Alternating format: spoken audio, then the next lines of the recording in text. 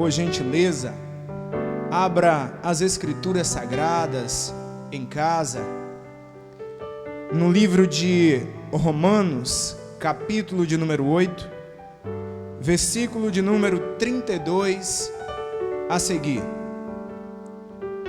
que nos diz: aquele que não poupou o seu próprio filho, antes por todos nós o entregou, porventura não nos dará graciosamente com ele todas as coisas? Quem intentará acusação contra os eleitos de Deus? É Deus quem os justifica. Quem os condenará? É Cristo Jesus quem morreu, ou antes quem ressuscitou, o qual está à direita de Deus e também intercede por nós? Quem nos separará do amor de Cristo? Será a tribulação, ou angústia, ou perseguição, ou fome, ou nudez, ou perigo, ou espada? Como está escrito: por amor de mim, somos entregues à morte o dia todo, fomos considerados como ovelhas ao matadouro. Em todas essas coisas, porém, somos mais que vencedores, por meio daquele que nos amou, porque eu estou bem certo de que nem a morte, nem a vida, nem os anjos, nem os principados, nem as coisas do presente, nem do porvir, nem os poderes, nem a altura, nem a profundidade, nem qualquer outra criatura poderá separar-nos do amor de Deus, que está em Cristo Jesus, nosso Senhor. Que Deus te abençoe com essa leitura. Gostaria de orar ao Senhor nesse instante, para que a palavra que vai ser pregada hoje fale ao seu coração, à sua família, onde quer que você esteja. Senhor Jesus, nós te louvamos nessa noite, te glorificamos, em mais uma noite de louvor, de pregação da tua palavra. Queremos apresentar diante de Deus nesse instante todos os teus filhos simpatizantes da fé cristã, que estão em seus lares, onde quer que eles estejam, Senhor. Que o Espírito Santo de Deus possa, ó Deus, estar, ó Deus, nesse instante, fazendo com que o seu coração esteja propício a receber tudo o que faremos da parte do Espírito Santo de Deus nessa noite. Que a tua palavra, que a tua sã palavra, ó Deus, venha confortar os corações que nesse momento, ó Deus, estão, ó Deus, com medo, mas que nessa noite, pelo poder que há no nome de Cristo Jesus, certamente irá, ó Deus, gozar de uma tranquilidade que a tua palavra pode proporcionar. Que teu Espírito Santo, Senhor, nessa noite, possa fazer com que vidas se tranquilize e venha, ó Deus, gozar da confiança que é acreditar em Jesus Cristo. Que o Senhor nessa noite esteja na direção de tudo que será feito nesse lugar, para a honra e para a glória do teu nome, em nome de Jesus, amém. Irmão Adriano.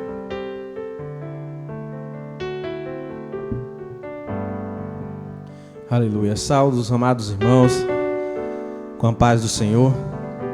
Quero te convidar a louvar comigo nessa noite, a entregar o teu melhor ao Senhor, aí mesmo da sua casa, onde quer que você esteja agora. Peço que você feche seus olhos e louve comigo nessa noite, em nome de Jesus.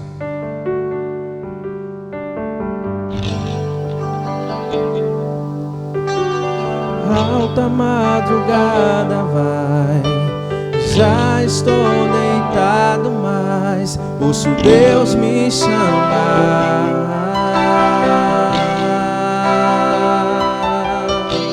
Sua voz suave é como um sussurro, ouço Deus me chamar.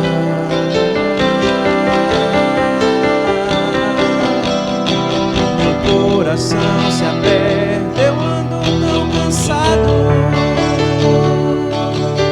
tenho trabalhado tanto,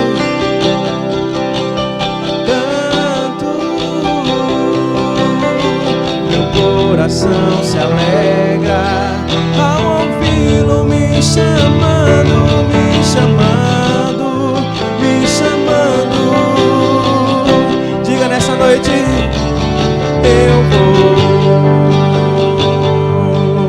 já estou indo ao teu encontro. Louvado seja Deus por tudo. Glorificado e enaltecido seja o nome do Senhor. É um motivo de muita alegria, de muita honra estar aqui neste momento, para estar levando aquilo que o Senhor colocou no meu coração. E eu gostaria de estar então compartilhando com os irmãos que nos assistem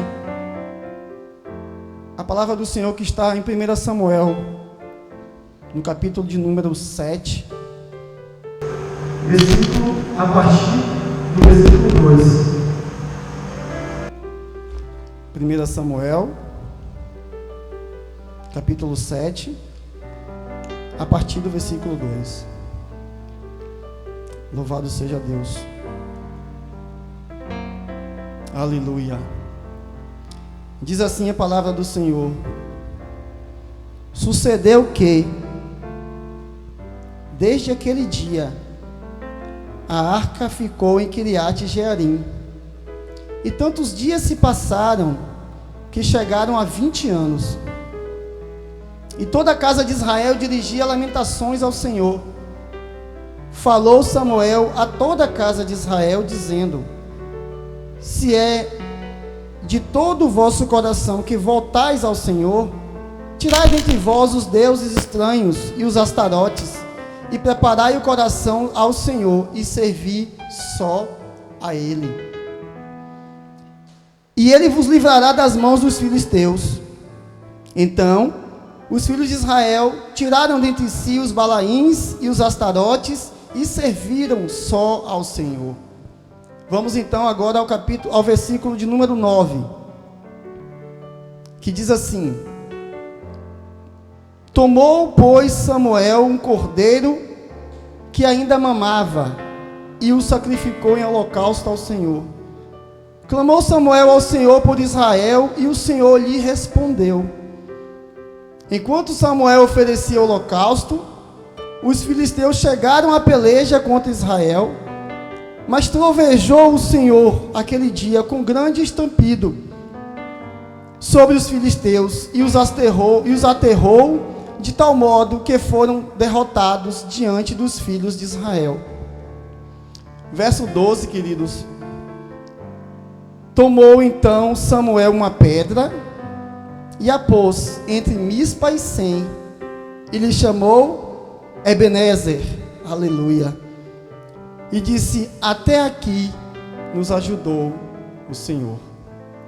Vamos estar então assim nesse primeiro momento, orando ao Senhor, pedindo a Ele para que Ele venha com seu santo e poderoso Espírito para nos capacitar para ouvir e entender a mensagem desta noite. Deus, nós te louvamos, te bendizemos, nós te glorificamos, porque Tu és bom, porque Tu és maravilhoso, porque Tu não nos trata segundo os nossos pecados, nem nos retribui consoante as nossas iniquidades, mas pela Tua graça, pela Tua misericórdia, Tu tens cuidado de nós, Tu tens feito maravilhas nas nossas vidas, e Tu tens nos concedido a graça, Deus, de estarmos diante de Ti, pela Tua misericórdia. Neste momento nós te apresentamos a palavra que foi lida. Deus, Tu conheces cada coração, Tu conheces o meu coração. Que esta palavra possa estar sendo, Deus, enraizada. Que ela venha, Deus, ser orientada unicamente pelo Teu Espírito. Que ela possa estar sendo direcionada por Ti. Tudo que for falado, pensado, tudo que for pregado nesta noite, seja para a glorificação do Teu nome, Deus. E que Teu povo tenha a certeza de que está ouvindo a Tua voz, Senhor, no nome de Jesus. Amém. Bem, amados, o texto que nós lemos é um texto muito conhecido.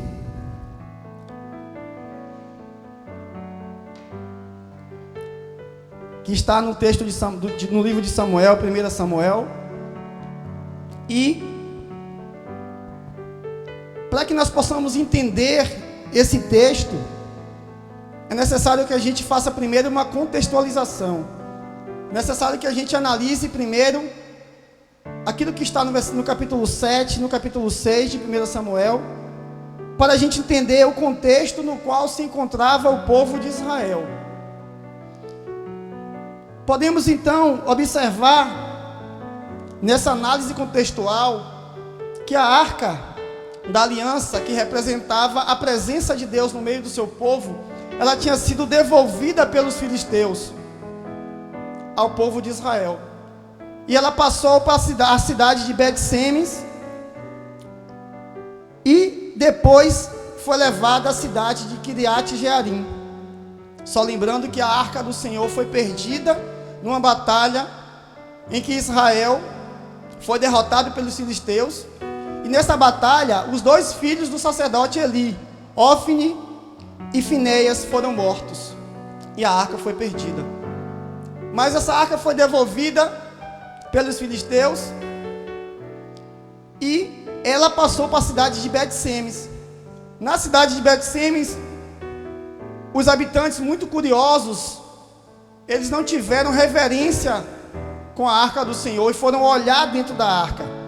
E então, houve uma grande mortandade naquela cidade, cerca de 70 pessoas morreram. E então, os moradores de Bet-Semes encaminharam a arca até a cidade de Kiriat-Jearim.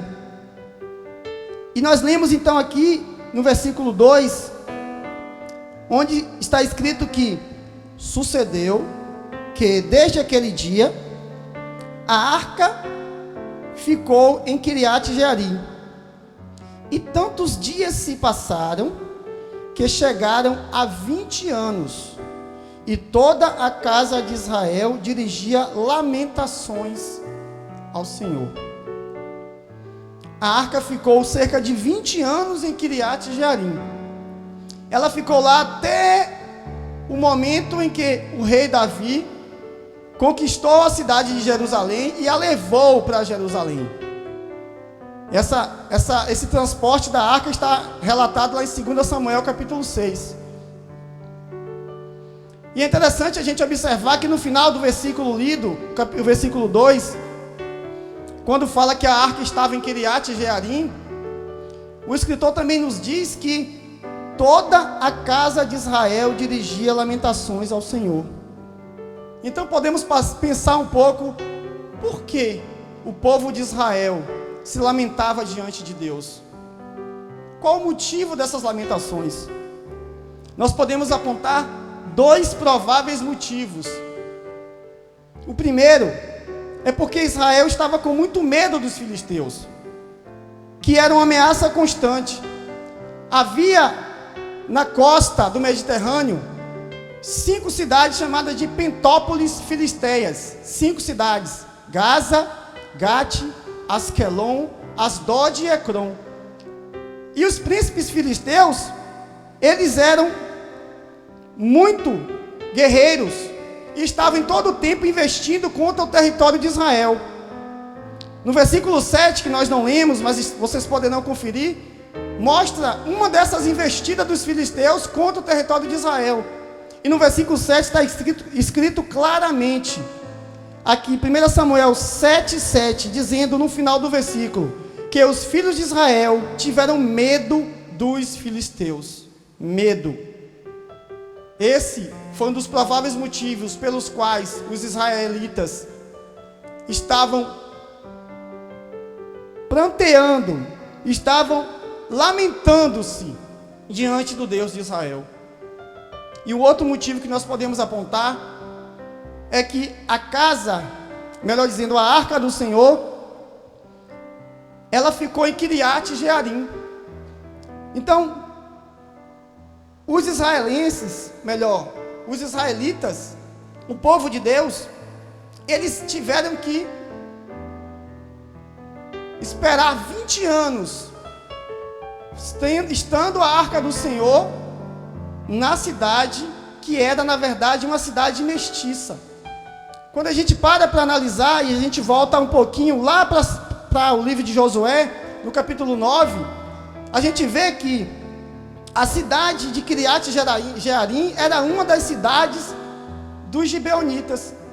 Os gibeonitas que se fingiram de maltrapilho, os gibeonitas que se vestiram de roupas velhas, com sandálias velhas, com odres velhos, que foram até Josué e pediu para que fosse feita uma aliança com eles. E Josué, não consultando ao Senhor, acabou fazendo essa aliança. E os gibeonitas, pelo juramento que Josué e os príncipes fizeram, não puderam ser destruídos. Então, os gibeonitas acabaram sendo incorporados ao povo de Israel. E dentre as cidades dos gibeonitas estava Kiriat Jearim. Josué, capítulo 9, versículo 17. Então, a arca do Senhor ficou 20 anos em uma cidade que era mestiça. E o povo de Israel se sentia abandonado por Deus. O povo de Israel se sentia distante de Deus. Esse foi o outro motivo pelo qual os israelitas, o povo de Deus, lamentava ao Senhor. O primeiro motivo, porque eles estavam com medo dos filisteus, que estavam ao derredor, prontos para atacar. E o segundo motivo, porque Israel estava se sentindo abandonado por Deus. Mas aí, nesses tempos, havia um homem de Deus chamado Samuel, que nós conhecemos a sua história, filho de Ana. E Samuel, ele nesses dias, ele estava em Israel, agindo como profeta, como juiz e como sacerdote. No verso 3, nós vemos ele agindo como profeta, no verso 6, como juiz, no verso 9, como sacerdote. E o profeta de Deus, ele traz orientações para o povo do Senhor. Essas orientações estão aqui no verso 3, que nós também lemos. Está escrito assim, 1 Samuel 7,3.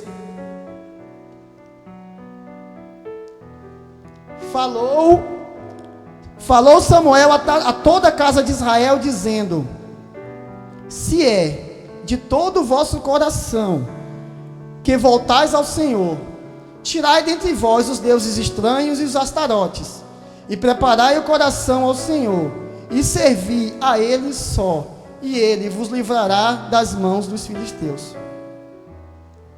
E logo após ouvir essa orientação do profeta Samuel, o povo de Israel, os filhos de Israel, tiraram do meio de si os ídolos, os balaíns, os astarotes, e serviram só ao Senhor. E eles se congregaram logo depois em Mispa, com jejum, com quebrantamento, buscando verdadeiramente ao Senhor.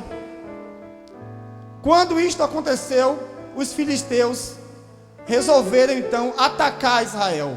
Ao saber que eles estavam juntos, congregados em Mispa, os filisteus vieram para atacar o povo de Israel. Isso a gente pode ver nos versículos de 5 a 7.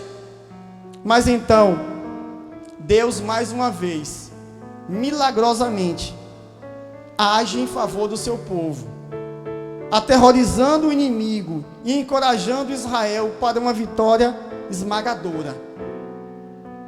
Depois de ter feito milagres no Egito, depois de ter sustentado Israel 40 anos no deserto, depois de ter aberto o Mar Vermelho, depois de ter feito Israel passar o Rio Jordão em pé seco, depois de ter derrubado as muralhas de Jericó, e tantos outros feitos milagrosos em favor do seu povo, dessa vez, novamente, o Deus de Israel ouviu a necessidade do seu povo e agiu de forma maravilhosa, que nós também lemos no versículo 9, onde está escrito: tomou, pois, Samuel um cordeiro que ainda mamava e o sacrificou em holocausto ao Senhor. Clamou Samuel ao Senhor por Israel, e o Senhor lhe respondeu. Enquanto Samuel oferecia o holocausto, os filisteus chegaram à peleja contra Israel. Mas trovejou o Senhor aquele dia com grande estampido sobre os filisteus, e os aterrou de tal modo que foram derrotados diante dos filhos de Israel. Louvado seja Deus. Esse é o contexto. Essa é a situação na qual se encontrava o povo de Deus, quando o profeta Samuel foi lá, colocou aquela pedra entre Mispa e Sem, e disse: Ebenezer, até aqui nos ajudou o Senhor. E este é o tema da nossa mensagem. Ebenezer, até aqui nos ajudou o Senhor. Mas antes de falar desse versículo, queridos, eu gostaria de primeiro convidar cada um de vocês para estarmos pensando um pouquinho nas aplicações daquela situação do povo de Israel para nós hoje. Como podemos correlacionar a situação do povo de Israel nos dias de Samuel, que nós lemos agora, relatamos, conosco, com os nossos dias? Observemos, assim como nos dias de Samuel vivia-se dias de agonia, nós também hoje vivemos dias de agonia. Nós também hoje vivemos dias de tristeza, dias de sofrimento, dias de angústia.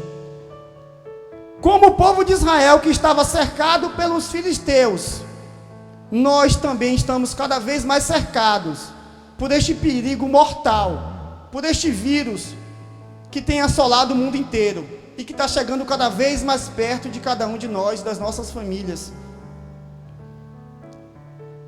Todos conhecem, nós sabemos, o coronavírus está aí. Mas só resta ao povo de Deus hoje duas atitudes a serem tomadas. O povo de Deus pode tomar duas atitudes. A primeira, fazer como Israel fez no princípio, se lamentar, ter medo, achar que Deus nos abandonou. Essa é uma possibilidade. Fazer o que Israel fez aqui no versículo 2, prantear, se lamentar diante de Deus. Ou então, o povo de Deus pode ter uma escolha diferente, pode seguir também as orientações do profeta Samuel. E o que foi que Samuel orientou ao povo de Israel, que serve também como orientações para nós nos dias de hoje? Vamos então relembrar. A primeira orientação de Samuel está no versículo 3, quando ele diz assim: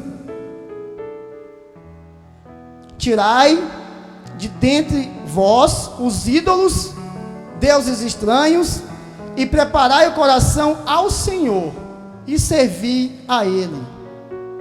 E o que significa isso para mim, para nós, na prática? O que significa essa orientação de Samuel? Tirai dentre vós os ídolos, os deuses estranhos, e preparai o coração ao Senhor. O que é um ídolo? Um ídolo é qualquer coisa ou qualquer pessoa que ocupe o primeiro lugar na nossa vida, ou que nos controle, ocupando o lugar de Deus. São pessoas que nós admiramos, são bens, status, dinheiro. Os ídolos muitas vezes eles estão dentro de nós mesmos. Os nossos desejos, as nossas vontades, o nosso ego. Tudo isso se constitui ídolos nas nossas vidas. Mas a verdade que a palavra nos mostra é que quanto mais buscamos o Senhor, quanto mais buscarmos ao Senhor, negando o nosso eu, mais intimidade nós teremos, mais cheios de sua graça, aleluia, mais resistentes ao pecado nós seremos. Louvado seja Deus. O apóstolo Paulo fala isso claramente, quando ele diz lá em Romanos, no capítulo 6, verso 14, que o pecado não terá mais domínio sobre nós, porque nós não estamos debaixo da lei, nós estamos debaixo da graça. Louvado seja Deus. Quanto mais buscarmos ao Senhor, negando o nosso eu, mais intimidade, mais cheios de sua graça, mais resistentes ao pecado. Neste mesmo pensamento escreveu também Santo Agostinho, o bispo de Hipona. Ele escreveu que o homem que estiver mais completamente dominado pela graça de Cristo, será também o mais livre do pecado. Louvado seja Deus. Onde a graça domina, o pecado deixa de existir. Uma outra orientação que Samuel deu ao seu povo, ao povo de Deus naquela época, que serve para nós, foi a oferta do holocausto. Nós podemos ver então aqui no versículo 9, que Samuel tomou um cordeiro que ainda mamava e o sacrificou em holocausto ao Senhor. O holocausto, queridos, era um dos 5 sacrifícios levíticos, um dos principais sacrifícios. O holocausto era realizado através da queima total do animal oferecido no altar. Todo o animal ele era sacrificado e queimado, exceto a pele, que ficava para o sacerdote. E essa queima total do animal, ela simbolizava a dedicação total e completa da nossa vida a Deus. Logo, nos nossos dias, oferecer o holocausto significa se entregar totalmente nas mãos de Deus, para que a vontade soberana dele possa ser concretizada nas nossas vidas. Aleluia. Assim, nós seremos capacitados e usados por Deus como sal da terra. Nós seremos sal da terra, seremos luz do mundo, não por nossos próprios méritos, mas porque o Espírito Santo dele estará agindo em nós, para nós obtermos grandes vitórias no mundo espiritual. Louvado seja Deus. Porque depois de ser salvo, depois de ser alcançado pela graça de Deus, um dos maiores propósitos na vida do crente, na vida de cada um de nós, é anunciar a Jesus Cristo, que é a cura para o mundo. É cumprir o ide do Senhor, que está lá ordenado para nós, em Marcos 16:15 e paralelos. Receber a Jesus como seu Salvador não garante ao homem a imunidade. Repetindo, receber Jesus como seu Senhor e Salvador não garante ao homem imunidade contra doenças, contra sofrimento nesta vida. Receber Jesus como seu Senhor e Salvador garante um homem a eternidade gloriosa como cidadão do céu. Porque muito pior do que viver sem Cristo é morrer sem Cristo. A gente pode observar que o ladrão que foi crucificado ao lado de Jesus, ele percebeu isso claramente. Ele passou a vida inteira numa vida de pecados, numa vida de erros, mas ele reconheceu Jesus como seu Salvador, como seu Senhor, antes de morrer. Porque pior do que viver sem Cristo é morrer sem Cristo. Nós sabemos ainda, queridos, que a Bíblia nos mostra que ao homem está ordenado morrer uma só vez, vindo depois disso o juízo. Está lá em Hebreus capítulo 9. Hoje em dia, se a gente assistir jornal, se a gente pesquisar na internet, a gente vai ver que estão morrendo mais de 800 pessoas no Brasil todos os dias. Somente no Brasil estão morrendo mais de 800 pessoas por dia. Quantas dessas pessoas morreram com Jesus? Quantas dessas pessoas aceitaram Jesus como seu Senhor e Salvador antes de morrer? Nesses dias de angústia, de dor, de sofrimento, você, cada um de nós, precisamos aproveitar cada oportunidade para apresentar Jesus às pessoas. Cada oportunidade para falar do amor de Jesus, para que as pessoas possam conhecê-lo e aceitá-lo como seu Salvador, nesses dias tão terríveis. É interessante, quando a gente olha lá para o livro de João, no capítulo 4, no versículo de número 35, Jesus estava na fonte de Jacó, ele estava evangelizando uma mulher que era samaritana, e Jesus estava ali conversando com ela, dizendo que ele era a água da vida, a água que mata a sede para sempre. E depois, conversando com seus discípulos, Jesus diz para eles assim, ó, olha, João capítulo 4, versículo 35, Jesus diz assim: erguei vossos olhos e vede os campos que já estão brancos, prontos para a ceifa. O ceifeiro, ele receberá galardão e ajuntará tesouro para a vida eterna. E quando nós observamos nossos dias, nós temos a certeza que os campos nunca estiveram tão brancos. A humanidade nunca teve tanta sede, tanta necessidade de ouvir a palavra de Deus. Cabe a cada um de nós aproveitar essas oportunidades,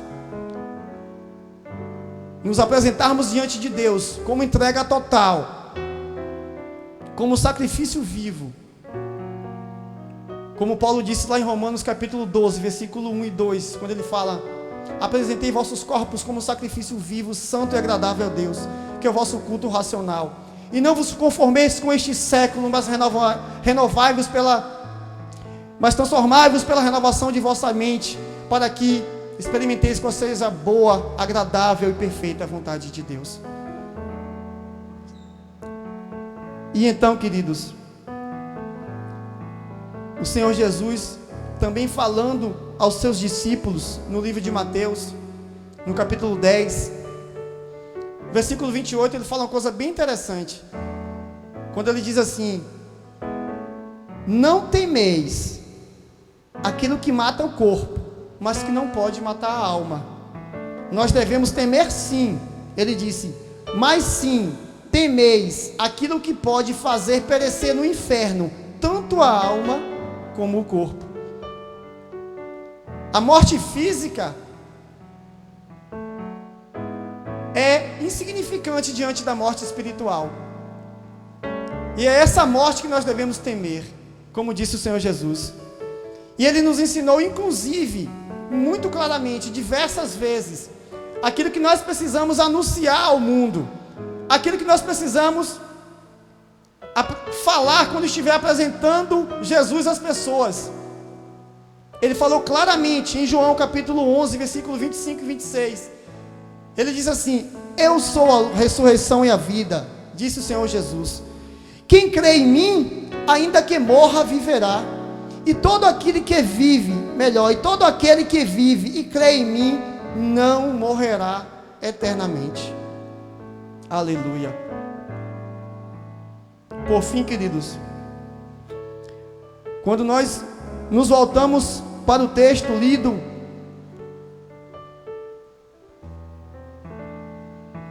e tomamos como base o versículo que é o tema da nossa mensagem, versículo 12.